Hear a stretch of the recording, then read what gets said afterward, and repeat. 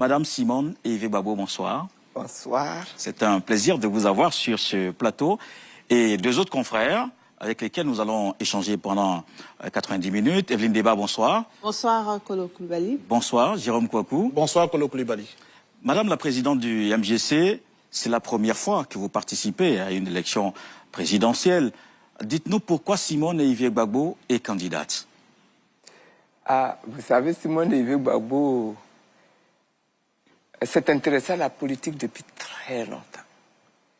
Et j'avais dans mon esprit un projet, une vision pour la Côte d'Ivoire. Et avec cette vision-là que j'ai traînée avec moi tout le temps, j'ai mené toutes sortes d'activités pour amener mon pays là où cette vision-là me conduit. Et je considère que beaucoup de travail a été fait, beaucoup de chantiers ont été réalisés, mais la vision n'est pas encore entièrement accomplie. Et il faut continuer de travailler. Il faut créer cette Côte d'Ivoire-là. C'est cela qui m'amène. Et justement, vous venez dans cette arène politique et surtout dans cette compétition électorale avec des propositions que vous résumez en cet engagement. La réconciliation est au cœur justement de ce projet que vous proposez. Vous entendez justement mettre l'accent sur la réconciliation alors que dans le quotidien, on le remarque tous, les Ivoiriens se parlent, ils vivent ensemble. Est-ce que finalement le problème c'est pas au niveau de vous, les hommes et femmes politiques? Vous croyez ça? Vous allez à la campagne, vous verrez qu'il y a encore beaucoup de problèmes. Le pays a connu la guerre. Notre pays a connu la guerre. Des Ivoiriens ont versé le sang d'autres Ivoiriens. Et c'est un problème qui est très grave. Quand ce genre de problème se pose dans une communauté, il faut s'asseoir, il faut traiter le problème. Il faut ramener la concorde dans la société, dans l'équipe. Et c'est pour ça que je fais de ce point-là, de la réconciliation, mon premier pilier, n'est-ce pas, dans le programme que je déploie. Il y en a d'autres. Il y a la transformation qui est le deuxième pilier. On aura l'occasion je suis sûr qu'on en parlera, comme vous dites. Et puis, la souveraineté, qui est le troisième pilier. Mais la réconciliation est quelque chose d'extrêmement important. Dans ce pays-là où nous habitons, nous avons un État, nous avons un territoire qui a été dessiné par le colon.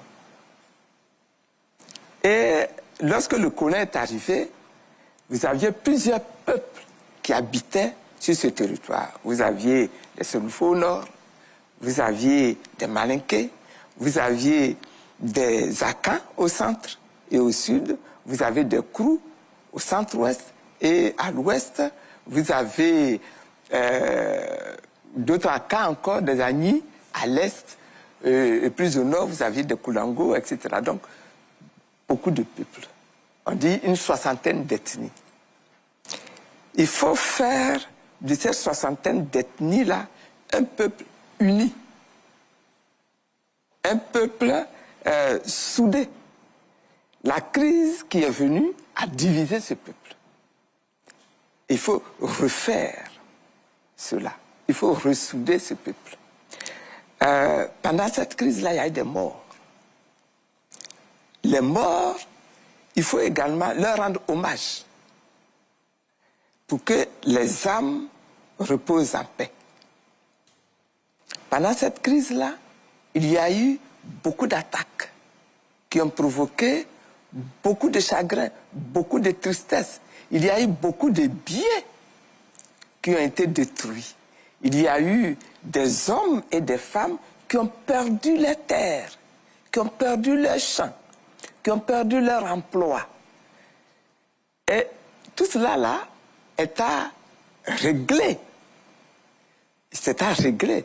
Il faut obtenir le pardon.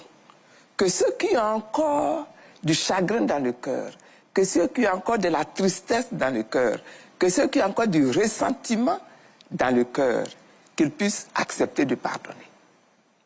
Que ceux qui ont commis des actions inacceptables acceptent de demander pardon. Et que lorsqu'ils ont demandé pardon, ceux qui ont subi, qui ont été victimes, acceptent leur pardon et pardonnent effectivement. Et puis, tous ces biens qui ont été perdus, lorsqu'on les récupère, il faut les restituer à leurs propriétaires. Ceux qui ont perdu leur emploi, qui ont perdu leurs ressources, ceux-là, il faut les dédommager. Il faut que l'État agisse pour les dédommager. Vous voyez, quand je dis réconciliation, je dis tout cela. Evelyne? Simone Yves Babo, bonsoir. Quand vous parlez de réconciliation, c'est votre premier engagement, on l'a vu, mais on sait que votre propre camp politique est divisé. On a le FPI, le PPACI, ensuite le MGC. La gauche ivoirienne est fragilisée, fragmentée. Oui. Êtes-vous crédible pour parler de réconciliation? La réconciliation que vous prônez ne doit-elle pas commencer par la réconciliation de votre propre camp? Vous voyez, vous dites, la gauche est divisée. Qu'est-ce qui a provoqué la division de la gauche? C'est la crise. La gauche qui est divisée, c'est une des conséquences de la crise que la gauche a subie. Et donc, là aussi, c'est un chantier, je suis d'accord avec vous. Mais la gauche, là, elle est victime de cette crise, de cette guerre. Et il faudra s'asseoir, il faudra traiter la question. Ce n'est pas plus facile de régler ce problème que de régler le problème de la réconciliation avec les autres ethnies. Hein. C'est le même chantier. C'est le même chantier. Autant il faut régler le conflit interne à la nation, autant il faut régler le conflit interne à la gauche. Mais la division de ce pays, la division de la gauche, tout cela, c'est la conséquence de la crise.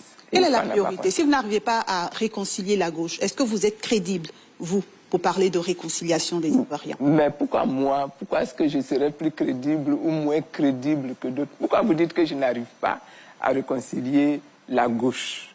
Je parle avec ceux qui acceptent de parler, mais c'est un chantier. Il y en a qui vont accepter, il y en a qui ne vont pas accepter dans un premier temps, et puis qui vont accepter dans un deuxième temps. C'est un travail qu'il faut mener.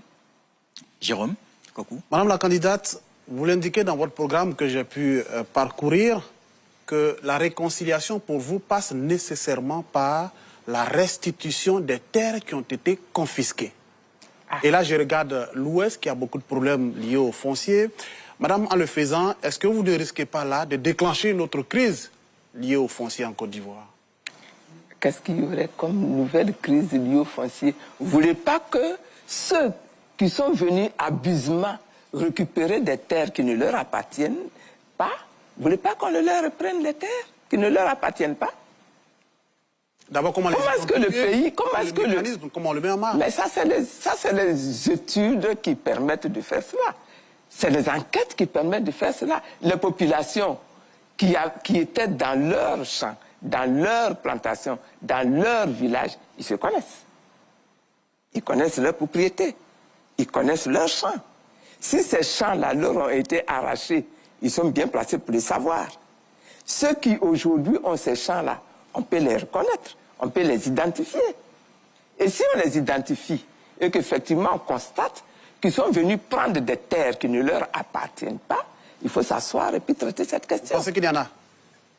Aujourd'hui encore, quand vous allez à l'ouest, vous avez des villages entiers où le paysan ne peut plus aller dans son champ. Parce que le champ est occupé. Ça, aujourd'hui encore. Ce phénomène existe. Ça ne peut pas rester comme ça indéfiniment. Et que comptez-vous faire des occupants? Donc on arrive dans des villages qui sont occupés. Les propriétaires des champs retrouvent leurs champs. Les occupants, vous en faites quoi? Les occupants, ils ne sont pas propriétaires. C'est comme si vous êtes en train de me dire... Vous êtes en train de me dire, voici quelqu'un qui arrive dans une maison, il chasse le propriétaire de la maison, il s'installe dans la maison, et quand le tribunal vient pour juger l'affaire, comme il est déjà dans la maison, il faut le laisser dans la maison. Non, c'est parce que pour ne pas créer